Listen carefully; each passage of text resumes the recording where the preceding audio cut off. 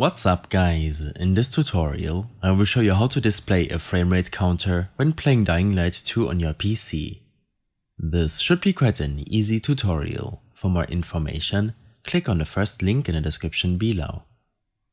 There are a lot of programs which can show an FPS counter, such as MSI Afterburner, Nvidia Shadowplay, XSplit, Fraps, or the Steam Overlay FPS Counter.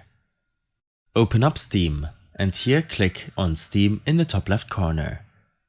Navigate to your settings and here in the In-Game tab, make sure to set the in-game FPS counter to one of your 4 screen corners.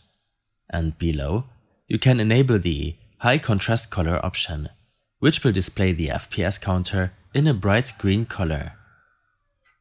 The next time you launch Dying Light 2 on Steam, you will notice an FPS counter in one of the screen corners you selected.